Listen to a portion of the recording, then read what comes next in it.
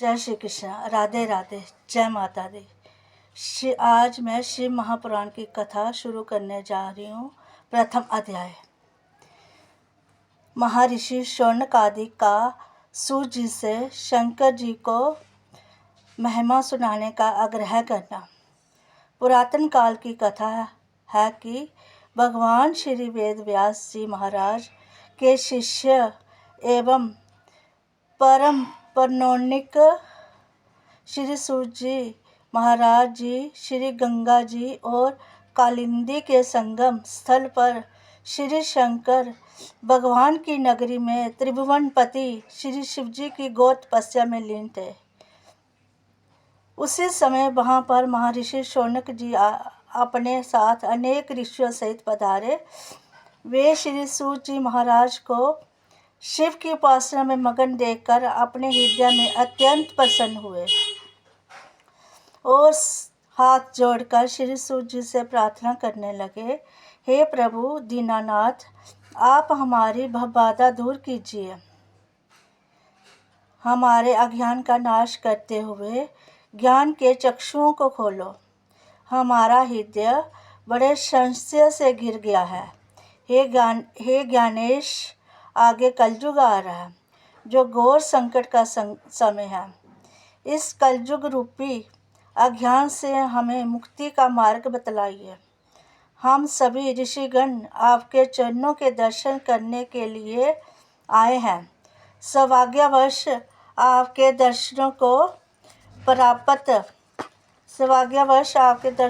प्राप्त हमको कर हम सुख का अनुभव करते हैं। हे मुनीश्वर, इस समय अत्यंत भयंकर पाप युक्त समय आ गया है और आगे भी इससे अधिक भयंकर समय आने वाला है। हमें ऐसा जान पड़ता है कि कली काल में जीव घोर पापी हो जाएगा। जीव अपने सत्य सनातन धर्म को छोड़कर अधर्म करने लगेगा। वैदिक धर्मानुसार ना चलकर निंदित कार्य करके निंदा का पात्र बन जाएगा। प्राणी असत्यवादी, धन के लोलुप, सत्कर्म रहित पाप कर्मों को करने लगेगा और कलयुग के प्रभाववश आदमी जाति कर्मों को छोड़कर एवं जप तप तीर्थ इत्यादि को भूलकर केवल पखंड को करने लगेगा। उनसे जम नियम और तथा स्वयं कुछ भी ना हो सकेगा।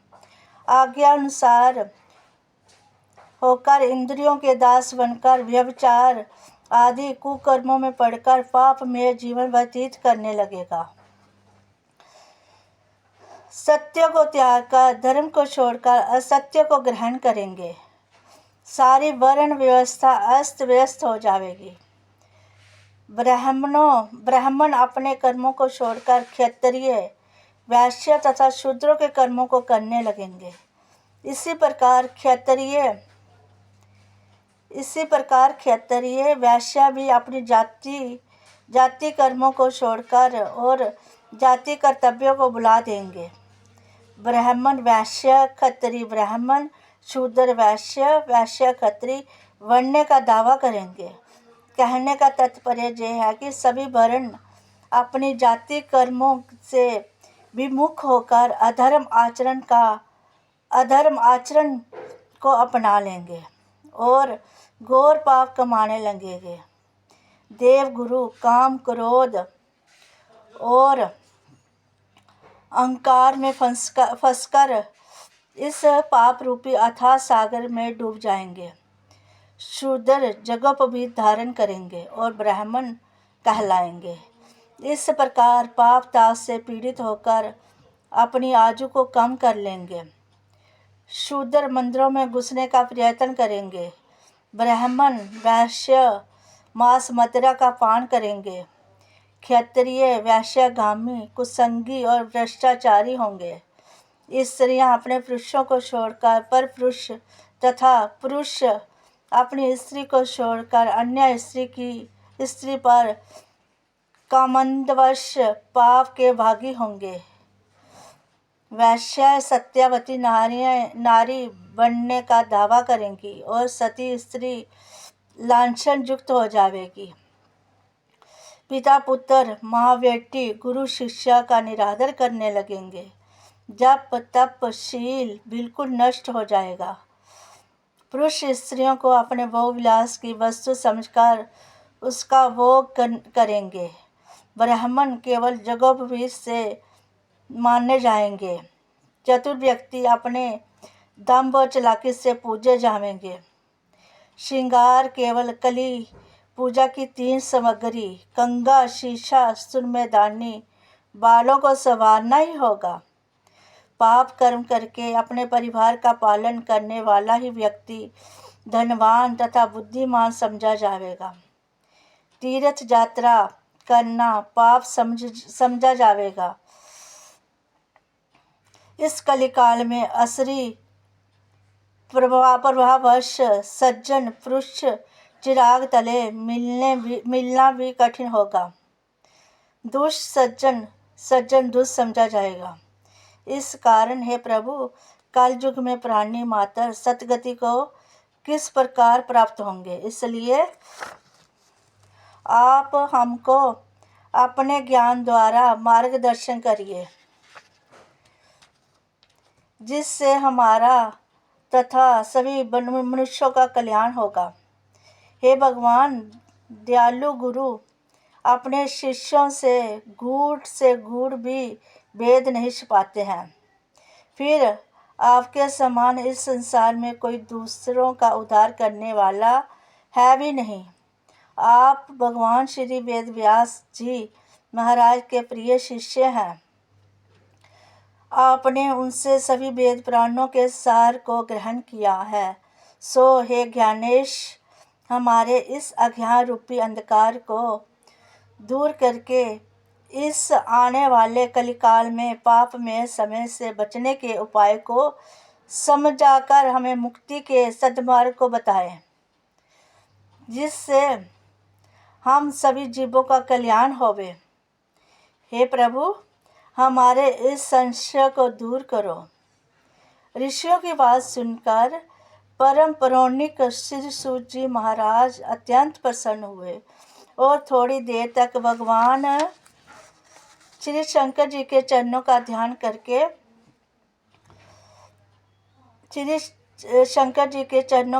धरकर शौनक आदि ऋषियों से कहने लगे, हे बस शौनक तथा अन्य ऋषिगण, आप धन्य हैं जो कि आप लोगों ने त्रिलोक जीव हितकारी अति उत्तम प्रश्न मुझसे किया है।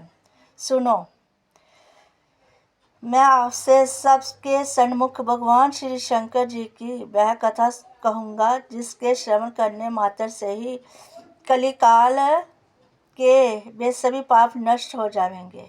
भगवान श्री शिव का ये चरित्र परमार्थ कारक वेदांत सार है। भगवान श्री शंकर जी के चरणों में प्रीति रखने वाला कलिकाल के सभी पापों से मोक्ष को पा जाता है। मस्तक पर भस्म का लेप करके भगवान श्री शंकर जी के शिवलोक को प्राप्त होता है। इनको नमस्कार करने वाला व्यक्ति पुत्र पौत्रों के सुख का भागी होता है। हे ऋषिगणों, आप सब ध्यान पूर्वक सुनो। मैं आपके सन्मुख त्रिलोकपति भगवान श्री शंकर जी की वह कथा कहता हूँ जिसके श्रवण मात्र से ही कलिकाल की सारी व्याधा ऐसे नष्ट हो जाती है जैसे गर्म तवे पर पानी की बूंद नष्ट हो जाती है। भगवान शंकर जी का ये चरित्र कलिकाल के सभी पापों का नाश करने वाला है। भगवान शिव जी के चरणों में प्रेम करने वाला इस भूमंडल के अनेक पापों से मुक्ति पाकर मोक्ष को पा जाता है। उनका यश गान करके लाखों मनुष्यों को परम पद की प्राप्ति होती है।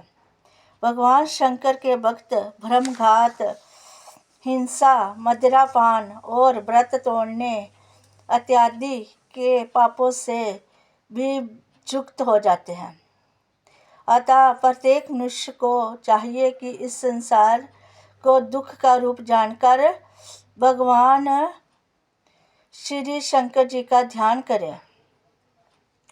कमल के पत्ते पर जल के समान शिव भक्तों के पास पाप फटकने भी नहीं पाते। शौनक इत्यादि ऋषिगण परम नौनिक श्री सूत जी महाराज के ऐसे वचन सुनकर हाथ जोड़कर बैठ गए और ऋषिगणों की ओर से शौनक जी ने प्रश्न किया, हे भगवान, श्री शिवजी महाराज निर्गुण रूप कैसे हैं? वह आप हमको समझाइए कि भगवान श्री शंकर जी ने इस संसार चक्र की रचना क्यों की तथा वे स्वयं कैसे उत्पन्न हुए? क्या संहार अथवा प्रलय के समय भगवान शिव जी कैसे अवतार दान करके अवतरित होते हैं, क्या कार्य करते हैं तथा वे अपने भक्तों के वश में होकर कैसे भक्तों का कल्याण करते हैं? हे भगवान, आप गुरु कृपा से भूत भविष्य तथा वर्तमान तीनों काल के विषय में पूर्ण ज्ञानी हैं। हमारे माता पिता व गुरु आप ही हैं। इस संसार में आपके समान कोई दूसरा स्वयं आदि नियमों का पालन करने वाला नहीं है। आपने भगवान से भी सभी कुछ श्रवण किया है। सौभाग्यवश आपसे हमारी भेंट हो गई है। बिना सौभाग्य के आपके दर्शन दुर्लभ हैं। हे प्रभु, आप कलिकाल के पापों को नष्ट करने वाली भगवान श्री शंकर जी की परम पावन कल्याणकारी कथा सुनाकर हमारे इस जीवन को सार्थक कीजिए प्रभु। हे पाप मोचन, हे जगत पिता, हमारा इस संकट से उद्धार कीजिए प्रभु, उद्धार कीजिए। जय श्री कृष्ण, जय श्री शंकर भगवान की जय हो।